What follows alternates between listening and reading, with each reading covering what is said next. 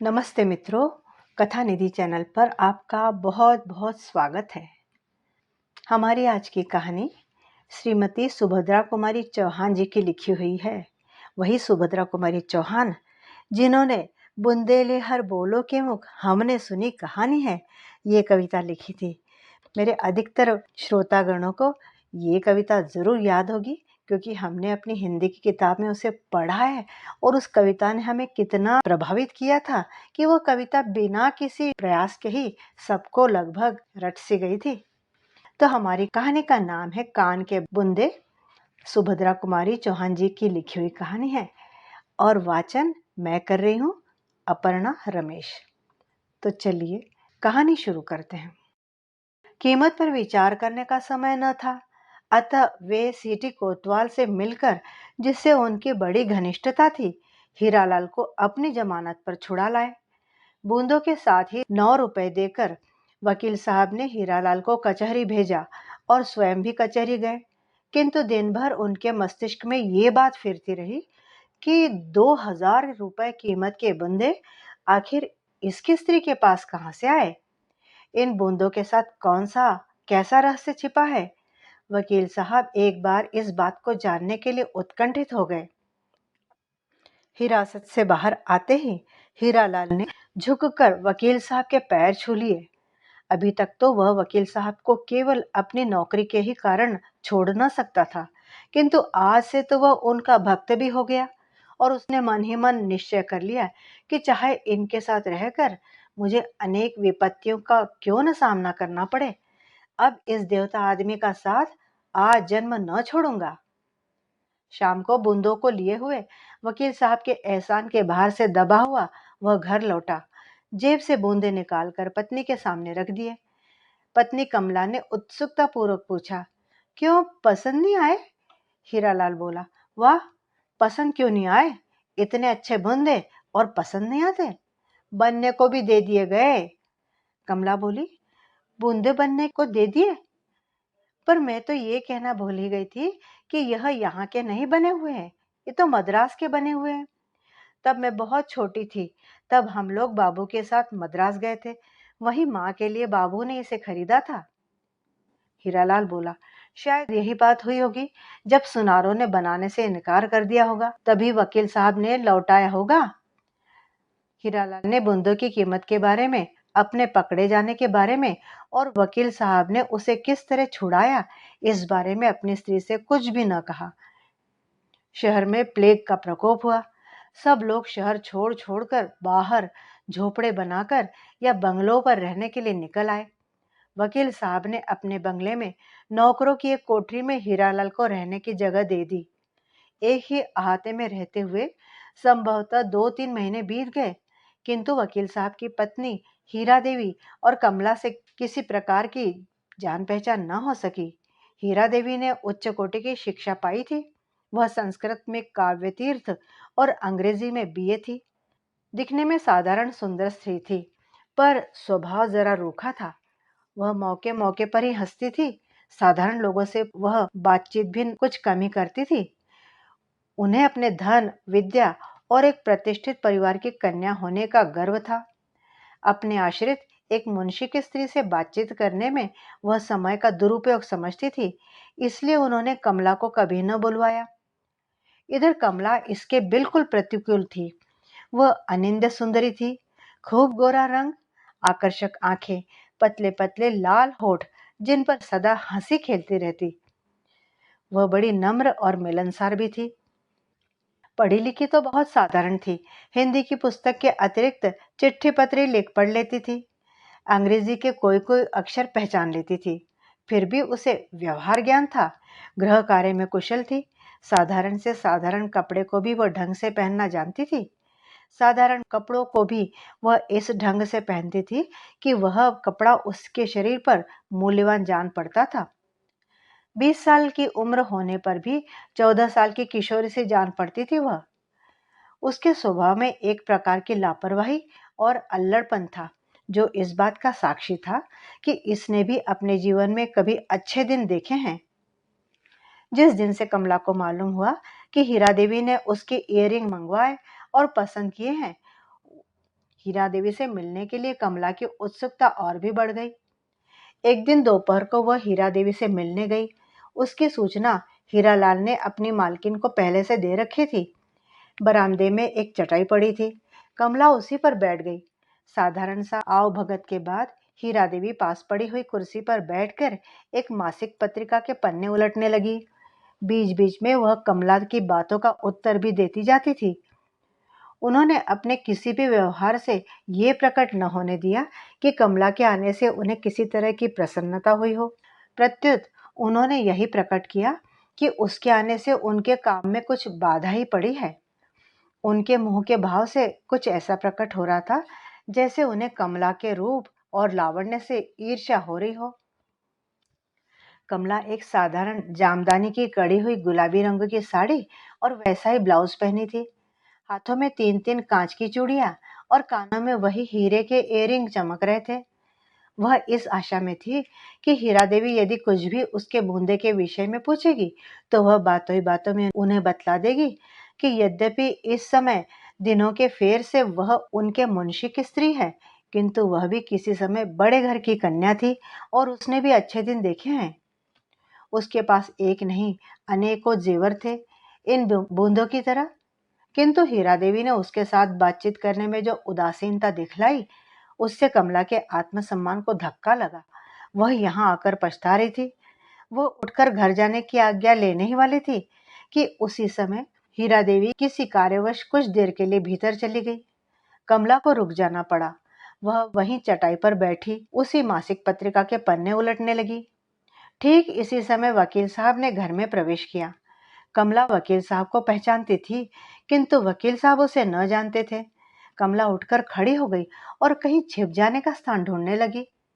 इधर वकील साहब को एक संभ्रांत महिला को इस तरह बरामदे में चटाई पर बैठाना कुछ अपमानजनक मालूम हुआ। पहले तो वो उल्टे पांव बाहर लौट जाने वाले थे, परंतु न जाने क्या सोचकर उन्होंने कमला को संबोधित किया। आप यहाँ बाहर क्यों बैठी है? आइए, ड्राइंग रूम में बैठिए, मैं उन्हें बुला लेता हूँ। कमला कुछ भी न बोली। चित्र छाया की तरह वकील साहब के पीछे पीछे जाकर ड्राइंग रूम में बैठ गई। सच बात तो यह थी कि हीरा देवी की तरफ से इतना निरादर और वकील साहब के द्वारा इतना आदर, दोनों के व्यवहार में इतना अंतर देखकर कमला कुछ विस्मित सी हो गई थी। वकील साहब ने अंदर जाकर पत्नी से कहा और फिर बाहर आकर बैठ। हीरा देवी ने समझा कि कोई और मिलने आया है, इसलिए वह अपने कपड़े बदलने लगी। कपड़े बदलकर रसोइयों को चाय तैयार करने के लिए कहकर वह ड्राइंग रूम में आई, किंतु वहां किसी और को नहीं, कमला को ही पति के साथ खुले मुंह मखमलाबूश पर बैठे देखकर हीरा देवी के तन बदन में आग लग गई। उनके आते ही कमला उठकर खड़ी हो गई और उनकी ओर लक्ष्य करके कहा, अब आज्ञा दीजिए, मैं घर जाऊं? हीरा देवी के कुछ बोलने के पहले ही वकील साहब ही बोल उठे, बैठिए बैठिए, चाय तैयार हो गई है, चाय लेकर जाइए। एक तीव्र दृष्टि से पति की ओर देखकर हीरा देवी ने कमला से कहा, हाँ, चाय पी के ही जाना, तैयार तो हो ही गई है। पर कमला रुकी नहीं। कमला की सुंदरता की छाप वकील साहब के हृदय पर प्रथम दृष्टि में ही पड़ गई, इसलिए वह सबकी नजर बचाकर कभी कभी कमला के मुंह की ओर देख लिया करते थे। किसी बुरे भाव से नहीं, वे सौंदर्य उपासक थे। प्रत्येक सुंदर वस्तु को देखना उनकी दृष्टि में आवश्यक था। शिष्टाचार के तौर पर कमला के जाते समय हीरा देवी ने उसे कभी कभी आते रहने के लिए कहा। कमला इस कृपा के लिए उन्हें धन्यवाद देकर अपने घर चली गई। कमला के जाते ही पत्नी पर तिरस्कार सूचक दृष्टि डालकर वकील साहब ने पूछा, ये कौन थी? वहां चटाई डालकर बैठा दिया, इतना बड़ा ड्राइंग रूम किस लिए है? हीरा देवी भी उसी भाव से तीव्र स्वर में बोली, तो तुम क्या चाहते हो कि मैं नौकरों चाकरों को भी अपने साथ ही कुर्सी पर बैठाया करूं? यह तो तुमसे होगा, मैंने तो यह नहीं सीखा। फिर भी अब वाद विवाद करने का तात्पर्य है ही क्या, जब तुमने उसे बुलाकर अपने पास कुर्सी पर बैठा ही लिया था? वकील साहब ने उत्सुकता से पूछा, नौकर चाकर? नौकर चाकर से तुम्हारा क्या तात्पर्य है? हीरा देवी ने रूखाई से कहा, यह मुंशी की ही तो स्त्री थी, है ना नौकर चाकर ही, नहीं तो क्या मेरी हमजोली है? वकील साहब कुछ नम्र होकर बोले, मुंशी की ही स्त्री सही, मुंशी तो हीरालाल है मेरा, उसकी स्त्री तो मेरी मुंशी नहीं है ना। उसके साथ तुम्हें नौकरों का सा बर्ताव कदापि नहीं करना चाहिए। जो सम्मान करना जानता है वही सम्मान पाता भी है। फिर गरीबों का सम्मान तो धनिकों को अधिक करना चाहिए। यदि तुम उसे अपने साथ पहले से ही ड्राइंग रूम में ले बैठती तो तुम्हारे सम्मान में कुछ भी अंतर न आता। तुम्हारे विषय में वह ऊंचे विचार लेकर ही जाती। हीरा देवी अब झुंझला उठी। क्यों तंग किए जा रहे हो? मुझसे नहीं बन पड़ा, तुमने तो कर ही दिया ना। फिर अब अफसोस किस बात का? और इतने पर भी संतोष ना हो तो जाकर उसके आंसू पोंछाओ, मुझे कोई शिकायत ना होगी। इतना कहकर हीरा देवी उठकर दूसरे कमरे में चली गई। मेज पर चाय पड़ी पड़ी ठंडी हो रही है। इस तरफ वकील साहब का भी ध्यान न था और ना ही हीरा देवी का। हीरा देवी के जाते ही वकील साहब थके हुए से एक कोच पर लेट गए। बात बात पर वह पत्नी के वाद विवाद और तर्क से थक गए थे। विवाह से पहले जब उन्हें मालूम हुआ कि उनकी भावी पत्नी ग्रेजुएट है, संस्कृत में काव्य तीर्थ है, तो उन्हें न जाने कितनी प्रसन्नता हुई थी। अपने कल्पना जगत में उन्होंने अपने एक छोटे से सोने के संसार को देखा था, जिसमें सहयोग से गृहस्थी नंदनवन हो जाती है। इसी सुस्वप्न को देखते देखते वे विवाह के बंधन में बंधे और उन्होंने अपने भाग्य की सराहना की। मित्रों ने बधाई के पुल बांध दिए। नववधु अधिक सुंदरी न थी पर सुशिक्षित थी, इसका वकील साहब को गर्व था। आज उनका गर्व धूल हो चुका था। रह रह के उन्हें ऐसा जान पड़ता था जैसे उन्होंने हीरा देवी से विवाह करके कोई बहुत बड़ी भूल कर डाली है, जिसका कोई प्रतिकार नहीं। पत्नी के उद्दंड स्वभाव से वे बहुत असंतुष्ट थे। हीरा देवी में उन्हें स्त्रियोचित गुण ढूंढे न मिलते थे। पत्नी से अधिक संकोच और शील की मात्रा उनके ही स्वभाव में थी। वही अधिक संकोची और शीलवान थे, जिसके कारण वह पत्नी से कभी कुछ कह सुन न सकते थे, और कहते भी तो कैसे? हीरा देवी आखिर उनसे किस बात में कम थी? वे वकील थे। हीरा देवी भी कुछ दिनों तक पटना के गर्ल्स स्कूल में प्रिंसिपल रह चुकी थी। वकील साहब बीए एलएलबी थे तो हीरा देवी बीए बीटी थी। विद्या, डिग्री या रुपए कमाने की कला में वकील साहब से हीरा देवी किसी बात में तिल भर भी कम न थी। फिर उनसे वह किस बात में दबे? और दबे भी कैसे? उन्होंने स्त्रियों के समान अधिकार पर बड़े बड़े लेख लिखे थे और तर्क के द्वारा ये सिद्ध कर दिया कि स्त्री और पुरुष का प्रत्येक बात में समान अधिकार है। किंतु कोई वकील साहब से पूछता कि इस समान अधिकार का परिणाम उनके हक में कैसा सिद्ध हुआ? वे तो जानते भी न थे कि गृहस्थ सुख कैसा होता है। वे तरस रहे थे। हीरा देवी उनके लिए एक मित्र की तरह थी। बाकी घर का सारा काम तो नौकर करते थे। हीरा देवी भी ग्रेजुएट थी। वे इन छोटी छोटी बातों में अपने अमूल्य समय को नष्ट न कर सकती थी, और न कभी वकील साहब की हिम्मत पड़ती कि उनसे किसी काम के लिए कहते। 100 की जगह 200 खर्च होता, पर एक दिन भी उन्हें अच्छा भोजन न मिलता। वैसे तो सामने थाली में कई चीजें होती थी, पर सब बेस्वाद, नीरस, जैसे तैसे पेट भरते थे। हीरा देवी पहली बार गर्भवती हुई थी। प्रसव के लिए उन्होंने अपने माता के पास जाना उचित समझा।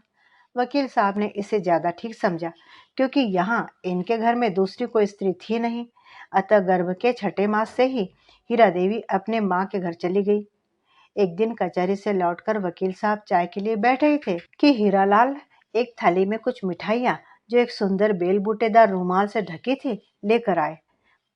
बोले, घर में बनाया था तो मैंने कहा थोड़ा सा आपके लिए भी ले चलो। बहू जी तो है ही नहीं, तो अब आपके लिए कौन बनाता होगा? वकील साहब ने मन ही मन सोचा, यह थी ही तो कब बना के खिला देती थी। प्रकट में बोले, क्यों तकलीफ की हीरालाल, महाराज तो बना ही दिया करता है जो कुछ मैं चाहता हूँ। हीरालाल ने धीरे से थाली को मेज पर रखकर रुमाल हटा लिया। फिर बोला, वकील साहब ये पकौड़ियाँ खाइए, अभी अभी बन रही है, बिल्कुल गर्म है, और चाय के साथ आपको अच्छी भी लगेंगी। वकील साहब पकौड़ियों के शौकीन थे ही, तश्तरी की सारी पकौड़ियाँ साफ कर गए। हीरालाल शर्माया, शायद वो बहुत कम लाया था। खाने के बाद बोले, दरअसल हीरालाल पकौड़ियाँ बहुत अच्छी बनी हैं, बाकी मिठाइयाँ भी बहुत अच्छी हैं। क्या तुम्हारे घर की बनी है? हीरालाल प्रसन्न होकर बोला, हाँ सरकार, हम लोग तो बाजार की मिठाई खाते ही नहीं, वह तो सब अपने हाथ से बना लेती है। सस्ती की सस्ती पड़ती है और बाजार से अच्छी भी रहती है। वकील साहब बोले, मालूम होता है कि भोजन बनाने में बड़ी चतुर है, पर वो तो मिर्जापुर तरफ की है। देहात की लड़कियों को तो मैंने भोजन की कला में निपुण नहीं देखा। हीरालाल बोला, दिनों का ही फेर समझिए वकील साहब, यह मुंशी नवल किशोर राय की लड़की है।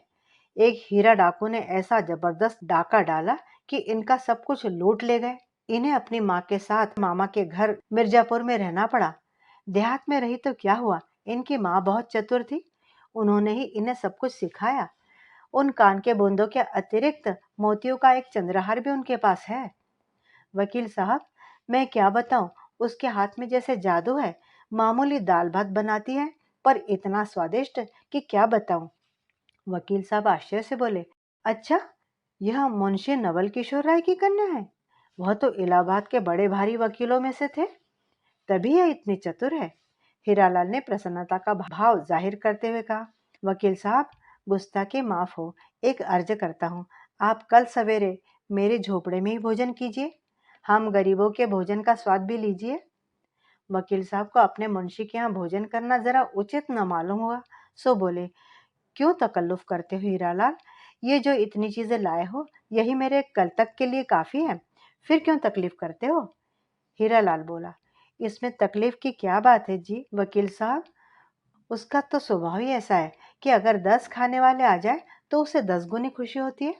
सुस्ती तो उसमें नाम की नहीं है, और खाने वाले को खिला पिला के चाहे उसके खाने के लिए एक कौर भी न बचे, उसे बड़ा संतोष होता है। वकील साहब बोले, अच्छा, भोजन तो तुम्हारे घर का मैं स्वीकार कर लेता हूँ, पर मैं वहां खाने ना आऊंगा, तुम खाना यहीं ला देना। हीरालाल खुशी खुशी अपने घर गया। वकील साहब कपड़े पहन के क्लब चले गए। क्लब से उस दिन वकील साहब जल्दी ही लौट आए। उनका जी वहां भी नहीं लगा। एक अजीब तरह की परेशानी उन्हें तंग किए डालती थी। भोजन के लिए महाराज पूछने आया। कई बार पूछने पर जैसे सोते सोते चौंक कर उन्होंने जवाब दिया, नहीं महाराज। इस नहीं का अर्थ कुछ भी न लगा सका महाराज। दोबारा फिर पूछा, साहब, भोजन लाऊं क्या? वकील साहब झल्ला उठे, बोले, अभी कहा था ना, मत लाओ, क्या एक बार के कहने से नहीं समझ सकते? सुनकर महाराज चुपचाप चला गया। उस दिन किसी की हिम्मत वकील साहब से बोलने की न हो सकी। किंतु 9 बजे रात को फिर हीरालाल दरवाजा खटखटाता हुआ पहुंच गया। वकील साहब इतनी रात को उसके आने का कारण समझ गए, फिर भी और दिनों की तरह वे उसे झिड़क न सके, बल्कि आदर के साथ बैठाया और नम्रता से बोले, क्या है हीरालाल, मालूम होता है कि पीने के लिए आज कुछ नहीं है। हीरालाल सुनकर हंस पड़ा और बोला, सरकार, जब तक आपके पास हूं मुझे क्या तकलीफ हो सकती है, जब मेरे पास न रहेगा आपके पास आ जाऊंगा। अच्छा, ये बात है, कहते हुए वकील साहब ने 2 रुपए जेब से निकाल कर फेंक दिए। आज पहली बार हीरालाल को बिना किसी प्रकार की झिझक किए पीने के लिए इतनी आसानी से रुपए मिल गए। रुपए तो वह सदा ही ले लिया करता था, किंतु घंटों माथापच्ची के बाद वकील साहब की इतने शीघ्र रुपया निकालकर देने का अर्थ उसने लगाया उस दिन की अत्यधिक आमदनी। रुपया उठाते उठाते बोला, मालूम होता है आज खूब आमदनी हुई है। फिर बोला, वकील साहब, रुपए हो तो 2-3 और दे दो ना, घर में खर्च के लिए बिल्कुल नहीं है। वकील साहब बोले, अच्छा, तुम्हें 2 दे दिए तो तुम लालच में पड़ गए। हीरालाल नम्रता से बोला, नहीं वकील साहब, घर में तंगी ना होती तो मैं कभी न मांगता। आप तो मुझे जानते हैं, बस मुझे पीने भर को मिल जाए, फिर मुझे कुछ न चाहिए। आज तो उसने कहा कि रुपया चाहिए, इसलिए आपसे कहा, नहीं तो क्या कभी कहता। आज के वकील साहब की आमदनी कुल 5 रुपए ही थी। उन्होंने बाकी के 3 रुपए भी निकाल कर हीरालाल के हवाले कर दिए। देते देते उन्होंने ताकीद कर दी कि देखो, सबके सब मत पी जाना, घर में खर्च के लिए दे देना। हीरालाल बोला, नहीं वकील साहब, क्या पागल हूं मैं, पहले घर में देकर फिर पीने जाऊंगा। हीरालाल चला गया। वकील साहब फिर पलंग पर लेटे, लेकिन उन्हें नींद न आई। उन्होंने अपने और हीरालाल के जीवन की तुलना की। चतुर सुशील स्त्री पाकर वह कितना सुखी है, उसका गृहस्थ जीवन कितना आकर्षक है। वह है तो मामूली मुंशी, स्त्री साधारण पढ़ी लिखी ग्रामीण बालिका है, फिर भी गृहस्थी को स्वर्ग बना रखा है। एक मैं हूँ, शहर के बड़े वकीलों में 500-700 मासिक तो कमा ही लेता हूँ। बंगला है, मोटर है, सुंदर बगीचा है, स्त्री संस्कृत और अंग्रेजी में ग्रेजुएट। लोग तो यही समझते होंगे कि मैं कितना सुखी हूँ। मित्र लोग आकर अक्सर ही मेरी किस्मत की सराहना कर जाते हैं, किंतु मेरी किस्मत कैसी है, मेरे सिवाय और कौन जान सकता है। बिना सुशील पत्नी के सब सुख होते हुए भी मनुष्य सुखी नहीं रह सकता। सच्ची गृहस्थी के सुख के सामने सारे सांसारिक सुख है वह गृहस्थ सुख मेरी किस्मत में है ही नहीं।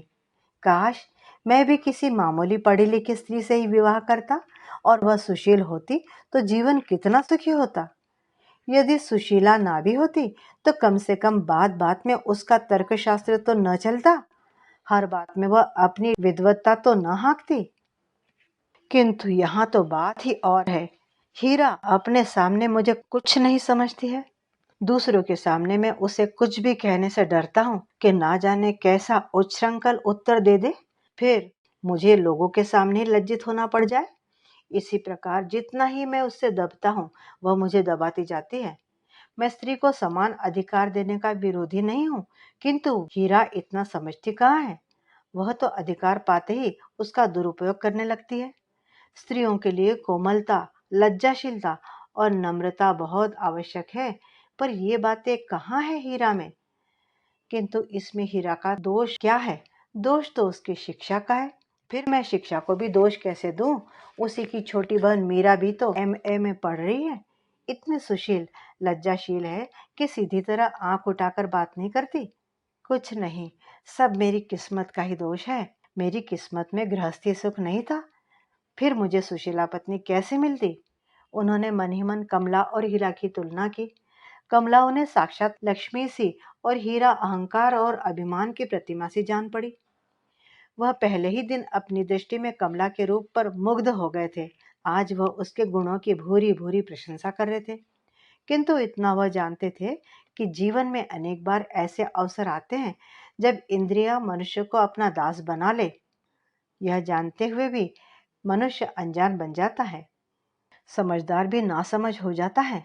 इसलिए वह कमला के रूप और उसके गुणों पर मुग्ध होते हुए भी उससे दूर दूर रहना चाहते थे। वे उस पवित्र फूल को, जिसका सौरभ उन्हें बहुत प्रिय था, छूकर अपवित्र न करना चाहते थे। इसीलिए वह पास भी जाने से डरते थे। संभव है पास जाने पर छू लेने के लोभ को संवरण न कर पाए तो फिर उसका परिणाम क्या होगा। उसके भयंकर दुष्परिणाम का काला चित्र वकील साहब की आंखों के सामने खींच गया। वे घबराकर उठ बैठे, पास ही मेज पर रखा हुआ हीरा का चित्र उठाकर देखने लगे। किंतु उस चित्र में कई बार देखने पर भी उन्हें कमला ही दिखी। वे घबराकर इधर उधर करवट बदलते रहे। अंत में यह निश्चय करके कि मैं सवेरे हीरालाल के यहाँ भोजन के लिए अस्वीकृति भेज दूंगा, न जाने कब उन्हें नींद आ गई। सवेरे जब वकील साहब सोकर उठे तो दिन चढ़ाया था। हीरालाल अपने कई मुवक्किलों के साथ वकील साहब की इंतजारी में बैठा था। वकील साहब उठे, कहाँ तो सोने से पहले उन्होंने यह निश्चय किया था कि हीरालाल के घर का भोजन अस्वीकार कर देंगे। चाय पीते पीते महाराज से बोले कि मैं आज यहाँ खाना न खाऊंगा, मेरे लिए न बनाना। और खाना बनाना ही किसके लिए था? महाराज को बिना मांगे छुट्टी मिल गई। इधर भोजन के समय जब हीरालाल वकील साहब से पूछने आया, उन्होंने कहा, चलो वहीं चलकर खा लेता हूँ, तुम भी घर रहोगे, बार बार दौड़ने से बच जाओगे। हीरालाल तो यही चाहता था। वकील साहब को लेकर अपने घर पहुंचा। वकील साहब घर की सफाई देखकर दंग रह गए। छोटे छोटे दो कमरे कमला ने ढंग से सजा रखे थे। इतनी सफाई थी कि वह उनकी चतुराई से चकित हो गए। उन्हें स्वप्न में भी ये आशा न थी कि उनके नौकरों के रहने की कोठरी नंदन कानन बन रही है। जो घर कमला सी चतुर गृहिणी के आलोक से आलोकित हो रहा हो, उसकी तुलना नंदन कानन भी क्या करेगा। वकील साहब दूसरी कोठरी में बैठे थे। बीच के दरवाजे पर एक फटी हुई साड़ी का ही सिला हुआ हल्के रंग का पर्दा पड़ा हुआ था। पर्दे के पीछे से वकील साहब को बार बार कमला के पैरों की पाजेब की मधुर ध्वनि सुन पड़ती थी, जिससे रह रह के उनका मन चंचल हो जाता था।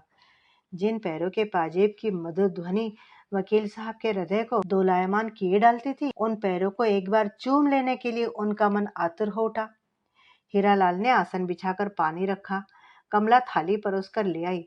आज उसने बहुत मामूली हल्के रंग की साड़ी पहन रखी थी। नीले रंग में उसका रूप और भी निखर पड़ता था। खाना बहुत सादा था। दाल चावल, रोटी और दो तरह की मामूली तरकारी थी, किंतु सादा भोजन होने पर भी बहुत स्वादिष्ट और रुचिकर था। मिर्च मसाला बहुत कम था। फिर भी जाने क्या था कि वकील साहब रोज से कहीं ज्यादा खा गए। खाते खाते बोले, हीरालाल, मुझे खाना इसी प्रकार का अच्छा लगता है, किंतु महाराज तो जरूरत से ज्यादा मिर्च मसाला भर देता है। परिणाम ये होता है कि मैं कभी पेट भर भोजन नहीं कर पाता। तुम अपनी स्त्री से कहो कि वह महाराज को भी खाना बनाना सिखा दे। कमला ने धीरे से कुछ कहा। हीरालाल हंसता हुआ बोला, वकील साहब, वो कहती है कि आप यहीं क्यों ना खा लिया करें। वकील साहब हंसकर बोले, सो यहाँ तो किस्मत में नहीं है, सबको थोड़ी ऐसा खाना नसीब होता है। कहते कहते साहब चले गए। कचहरी की देरी हो रही थी। हीरालाल भी जल्दी जल्दी भोजन करके भागा। आज वह भी वकील साहब के कार में ही बैठकर कचहरी गया। प्रशंसा झूठी हो या सच्ची, किंतु है ऐसी चीज जिसे सुनकर प्रसन्न हो जाना मनुष्य का स्वभाव है। अपनी प्रशंसा के इतने पुल बंधते सुनकर कमला पुलकित न हुई हो, ऐसा तो नहीं कहा जा सकता। पर अब वह चीजें दूने उत्साह के साथ बनाने लगी और नित्य ही कोई न कोई नई वस्तु बनाकर वकील साहब के लिए भेज देती। उसके हृदय में और कोई भावना न थी, किंतु प्रशंसा पाने की लालसा जरूर थी। वकील साहब इसका दूसरा ही अर्थ लगाते थे। वे बार बार सोचते कि जिस प्रकार मेरे हृदय में उसके लिए प्रेम का सूत्रपात हुआ है, उसी प्रकार कमला के हृदय में भी तो नहीं है। वे सदा इसी चिंता में व्यस्त रहते, किंतु प्रेम प्रकट करने का उन्हें कभी साहस न होता। इसके अतिरिक्त वे विश्वास की जगह अविश्वास को स्थान देकर पतित न होना चाहते थे। वे अपनी इंद्रियों का दमन करके अपने सच्चरित्र पर धब्बा नहीं लगने देना चाहते थे, किंतु होनी किसके टाले टली है। इस बार जब वे हीरालाल की तनख्वाह देने लगे तो 10 रुपए के जगह 15 रुपए दिए और कहा, हीरालाल, मेरी आमदनी बढ़ गई है, इसलिए तुम्हारी तनख्वाह भी बढ़ा दी है। इस महीने से तुम्हें 15 रुपए ही मिला करेंगे। हीरालाल को मोह मांगी मुराद मिली। खुशी खुशी घर आया। पत्नी के हाथ पर रुपया रखते हुए बोला, कमला, तुम सचमुच लक्ष्मी हो। जिस दिन से तुम आई हो मुझे लाभ ही लाभ हुआ है। वकील साहब मुझसे कभी सीधे मुंह बात तक नहीं किया करते थे, अब तो दोस्तों का सा बर्ताव रखते हैं। कहाँ तो सदा निकाल देने की धमकी दिया करते थे, कहाँ तो इस महीने से तनख्वाह 15 रुपए कर दी। अब तुम ही कहो, तुम लक्ष्मी हो या नहीं। तनख्वाह बढ़ने की खुशी में मैं उन्हें कल की दावत दे आता हूँ। जरा इस बार बढ़िया माल बने, ऊपर वाले 5 रुपए खर्च कर दो, परमात्मा बहुत देगा। वकील साहब दूसरे दिन हीरालाल के यहाँ खाने आए। आज कमला ने कई तरह की भोजन सामग्री तैयार की थी। हीरालाल थाली परसवा के वकील साहब के सामने रख ही रहा था कि बाहर से कुछ मुवक्किलों ने आवाज दी। हीरालाल कमला से कहकर कि तुम वकील साहब को खिला दो, मैं जरा मुवक्किलों को संभाल लूं, वरना बहक जाएंगे, इधर उधर चले जाएंगे, कहकर बाहर चला गया। सामने ही दूसरे वकील का घर था। उसे डर था कि कहीं मुवक्किल दूसरे वकील के घर न चले जाए। हीरालाल मुवक्किल से बातचीत कर रहा था। कमला वकील साहब को खाना खिला रही थी, बिल्कुल एकांत, और सामने वही वस्तु जिसके वे भक्त थे। वकील साहब कुछ कुछ हतप्रभ और चंचल से हो गए। वे बोले, खाना इतना अच्छा बना है कि जी चाहता है बनाने वाले का हाथ चूम लूं। कमला कुछ भी न बोली। उसे यह एकांत अच्छा नहीं लग रहा था। उसे वकील साहब के चेहरे की लाली और आंखों की उन्मत्तता साफ दिखाई दे रही थी। हाथ धुलाने के बाद कमला टॉवेल देने लगी। वकील साहब टॉवेल लेकर कमला की ओर झुके तो कमला, हाँ हाँ, क्या करते हैं आप, कहकर पीछे सरकी। पीछे दीवार होने के कारण ज्यादा हट न सकी। वकील साहब ने जरा ज्यादा झुककर कमला के होठों पर अपने होठ जड़ दिए। न चाहते हुए भी कमला इसका विरोध न कर सकी। कुछ क्षण कमला के अधरामृत का पान कर बिना कुछ कहे ही वकील साहब बाहर चले गए। वकील साहब के बाहर आने के बाद हीरालाल भी खाना खाने गया। आज फिर वकील साहब के साथ हीरालाल को कचहरी जाना पड़ा। हीरालाल के कचहरी जाने पर कमला वकील साहब के कृत्य पर बार बार विचार करती रही। उसे रह रहकर उनके साथ साथ अपने पतन का भी दुख हो रहा था, किंतु उसने तो कभी सोचा भी न था कि यह मामला इस हद तक पहुंच सकता है। शाम हुई। आज वकील साहब क्लब न जा सके। उनका चित्त बड़ा उदास था। आज हीरालाल को कोई आमदनी भी ना हुई थी। वह भी पीने के लिए व्याकुल सा था। वह फिर वकील साहब के पास आया। वकील साहब को समझने में देर न लगी। 1 रुपया निकालकर उसके हाथ में रख दिया। हीरालाल कलाली की तरफ भागा। वकील साहब धीरे धीरे हीरालाल के घर की ओर गए। जूतों की आवाज सुनकर हीरालाल के धोखे में कमला ने उठकर दरवाजा खोल दिया। सामने वकील साहब को खड़ा देखकर वह बहुत घबराई। अब न तो दरवाजा बंद करते बनता था, न खोलते। वह कुछ क्षण तक दरवाजा पकड़े खड़ी रही, फिर बोली, क्या चाहिए आपको वकील साहब? वकील साहब रूंधे हुए कंठ से कंपित स्वर में बोले, तुमसे माफी मांगने आया हूँ। कमला, जरा भीतर बैठ जाने दो, फिर कहता हूँ। कमला दरवाजे से सरक गई। वकील साहब भीतर कुर्सी पर बैठ गए। बोले, मुझे अपने कृत्य पर बड़ा दुख है कमला, तुम मुझसे नाराज तो नहीं हो? कमला कातर स्वर में बोली, मैं नाराज हूँ या खुश, अब पूछ कर क्या होगा? यह तो आपको पहले ही पूछना चाहिए था। फिर भी मैं आपसे पूछती हूँ, आखिर इस तरह के हठ से क्या लाभ है? मेरी और आपकी दोनों की जिंदगी बर्बाद हो जाएगी। वैसे आपको तो विशेष क्षति न होगी, किंतु मैं कहीं की न रहूंगी। वकील साहब ने भर्राए स्वर में कहा, कमला, मैं तो पागल हो रहा हूँ। मेरी दवा तुम्हें छोड़कर कोई नहीं कर सकता। वैसे आज जो कुछ भूल हो गई उसे तुम क्षमा करो। तुम्हारे इच्छा के विरुद्ध मैं तुम्हें कभी हाथ न लगाऊंगा। रही तुम्हारे जीवन बर्बाद होने की बात, सो मैं तुम्हें विश्वास दिलाता हूँ कि मैं हीरालाल को कभी किसी हालत में अलग न करूंगा और तुम्हारा जीवन मेरे जीते जी कभी बर्बाद नहीं हो सकेगा। कमला ने दीन भाव से पूछा, फिर भी ये कहाँ तक उचित है कि जो आदमी आपका विश्वास करे उसी के साथ आप अविश्वास का काम करें? कभी इन्हें जरा भी शक हुआ तो मेरे और आपके विषय में क्या सोचेंगे? वकील साहब बोले, कमला, शक होने ही कैसे पाएगा? कहते कहते उठकर पास खड़ी हुई कमला का उन्होंने गाढ़ा आलिंगन कर दिया और उसी शाम उनका पतन हो गया। इस बात से कमला को जो दुख हुआ वह तो था ही, वकील साहब भी अपने कृत्य से संतुष्ट न थे। ना जाने कितने दिन और कितनी रातें उन्होंने बेचैनी से बिताई, किंतु कार्यक्रम उनका यह जो का जो चलता रहा। रोज शाम को हीरालाल जब कलारी जाता, उसी समय वकील साहब अपनी मधुशाला में पहुंचते। यह क्रम महीनों चलता रहा, किंतु हीरालाल कुछ भी न जान सका। धीरे धीरे कमला को गर्भ के लक्षण प्रकट हुए। विवाह को 9 साल हो चुके थे। इतने दिन बाद ही सही, हीरालाल ने उम्मीद छोड़ सी दी थी, किंतु जब उसे मालूम हुआ कि कमला गर्भवती है तो उसे बेहद खुशी हुई। उसने मन ही मन सोचा, वकील साहब के यहाँ लड़का हुआ तो इधर भी ईश्वर ने भेज दिया। इसमें क्या रहस्य है, बेचारा हीरालाल न जानता था। एक दिन हीरालाल भोजन के बाद रुपया लेकर कलारी की तरफ चला। रास्ते में उसका एक लेनदार मिल गया। उसे हीरालाल से 10 रुपए लेने थे। हीरालाल को देखते ही देखते उसने 10 तो सीधी सीधी सुनाई और 10 रुपए छीन लिए। अब कलारी जाके हीरालाल करता तो क्या?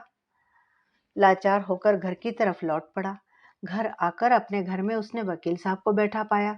अपने घर में वकील साहब को देखकर हीरालाल को अचानक उस समय पहुंचा देखकर वकील साहब को आश्चर्य हुआ। किंतु वकील साहब चतुर थे। बोले, क्यों हीरालाल, हमेशा तो मुझे भोजन के लिए पूछा करते थे। आज जब मुझे घर में ढंग का खाना ना मिला तो पहले से ही खा पी कर बैठ गए। हीरालाल बोला, अरे तो और बन जाएगा वकील साहब। उसने पत्नी को वकील साहब के लिए कुछ बनाने का इशारा किया। वकील साहब रोकते हुए बोले, नहीं नहीं, आप क्यों तकलीफ देते हो? मैं जानता हूँ तुम लोगों ने खा पी लिया होगा। तुम लोगों ने खाया पिया ना होता तो मैं भी कुछ खा लेता।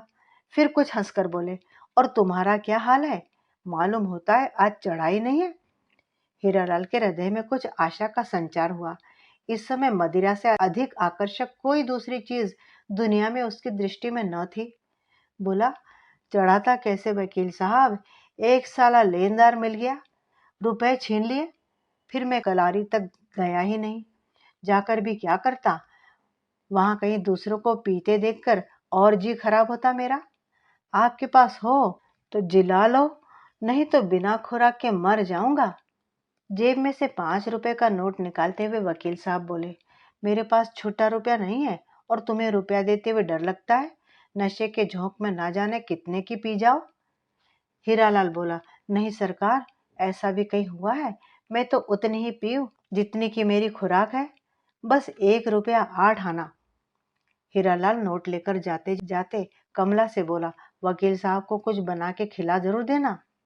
वकील साहब बोले, पहले अपनी फिक्र कर लो, फिर हमारी करना। हीरालाल हंसता हुआ चला गया। हीरालाल जब आंखों से ओझल हो गया तो कमला का आलिंगन करते हुए वकील साहब बोले, तुम इस शराबी की दासी हो कमला। यदि बदलने का कानून होता तो मैं हीरा को देकर तुम्हें ले लेता। हीरालाल के साथ हीरा भले खुश न रहती, पर तुम्हारे सरीखा सुखी तो दुनिया में कोई ढूंढने से भी ना मिलता। कमला ने कुछ उत्तर न दिया। विदाई के अंतिम छाप कमला के होठों पर लगाकर वकील साहब अपने घर आए। कमला के गर्भ का 5वां महीना चल रहा था। हीरालाल खूब लौटा लौटा कर 3.5 रुपए कमला के सामने फेंक दिए। हीरालाल खूब लौटा, लौटकर 3.5 रुपए कमला के सामने फेंक दिए। फिर वह खाट पर बेहोश होकर गिर पड़ा। आज उसने दूनी चढ़ा ली थी। धीरे धीरे हीरालाल को अपनी स्त्री और वकील साहब के चरित्र के विषय में कुछ कुछ संदेह होने लगा, किंतु कुछ भी कहने की हिम्मत न पड़ती। जब तक वह अपनी आंख से कुछ न देख ले कैसे कहे। लेकिन इस विचार मात्र से उसका हृदय बड़ा विचलित हुआ, व्याकुल होने लगा। वह अब और ज्यादा पीने लगा, किंतु इस पर भी उसे शांति न मिलती। वो बड़ा व्यथित और घबराया घबराया सा रहता। एक दिन वह कमला से बोला, कमला, जाने क्यों मुझे तुम्हारा वकील साहब के साथ इतना मिलना जुलना पसंद नहीं आता। कमला ने कहा, मैं तो उनके घर मिलने जाती नहीं, तुम उन्हें मना कर दो, मैं उनसे कभी न मिलूंगी। हीरालाल निरुत्तर हो जाता। वकील साहब को रोकने का उसमें साहस न था। उसने सोचा, मकान ही बदल लूं तो अच्छा रहेगा। वह मकान की तलाश में चला। रुपए देकर कलारी की तरफ जाने के इरादे से निकला, किंतु कुछ ही दूर जाने पर उसे कुछ मुवक्किल मिल गए। वह उन्हें लेकर लौट पड़ा। बंगले पर आने पर मालूम हुआ वकील साहब क्लब गए हैं। मुवक्किलों से बातचीत करके 5 रुपए फीस की पेशगी लेकर हीरालाल उन्हें सवेरे आने की ताकीद करके अपने घर की तरफ चला। वह रबर सोल के जूते पहना था, इसलिए जूतों की आवाज ना हुई। बाहर बरामदे पर पहुंचकर उसने देखा कि सामने का दरवाजा बंद है। अंदर से वकील साहब और कमला के हंसने की आवाज आ रही थी। वह चुपचाप कुछ क्षण तक खड़ा रहा। उसने सुना, कमला कह रही थी, लड़की हो या लड़का, है तो तुम्हारा ही, उसकी पूरी जिम्मेदारी तुम्ही पर रहेगी। मैं यह न देख सकूंगी कि तुम्हारा बच्चा तो मोटर पर बैठकर स्कूल जाए और दूसरा पैर घसीटता हुआ जाए। वकील साहब बोले, पगली हुई हो, तुम्हें भी मैं यहाँ न रहने दूंगा। मैं तुमको लेकर भाग जाऊंगा। वकालत, मकान, बगीचा, सब हीरा और हीरालाल के लिए छोड़ जाऊंगा। मेरे पास बस तुम रहो। मैं दुनिया की सारी संपत्ति को ठुकरा दूंगा। मोटर में अपने बच्चे के लिए साथ रखूंगा।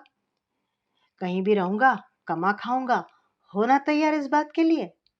कमला उनकी बात सुनकर हंस पड़ी। हीरालाल और अधिक न सुन सका। संताप से वह पागल सा हो रहा था। उसने जोर से एक ठोकर दरवाजे पर लगा दी। दरवाजा अंदर से बंद था। वह वहां क्षण भर भी न ठहर सका। तेजी के साथ अहाते से बाहर निकल गया। अंधकार में किधर अदृश्य हो गया, कोई न जान सका। इस घटना को हुए कई मास बीत गए। अब कमला और वकील साहब के संबंध की चर्चा घर घर में थी।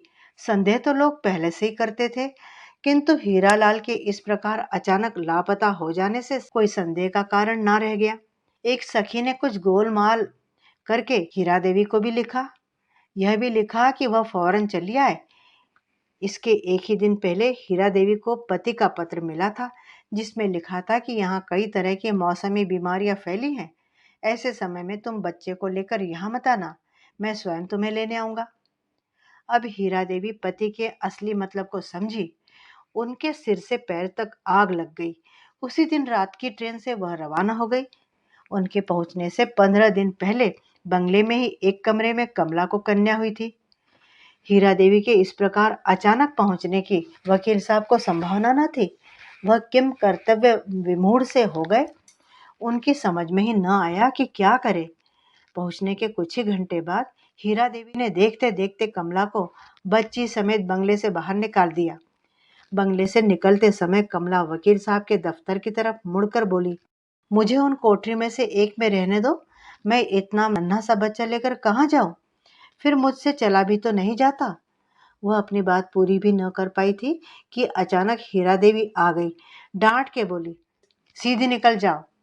मेरी इच्छा के विरुद्ध तुम इस अहाते में पैर भी नहीं रख सकती। वकील साहब बुद्ध के समान बैठे रहे। उनसे कुछ भी करते न बना। उन्हीं की आंख के सामने जिसे उन्होंने इतने आश्वासन दे रखे थे, वही कमला गिरती पड़ती किसी प्रकार बंगले से बाहर चली गई। किसी को उस पर दया न आई, किसी ने उसे शरण ना दी।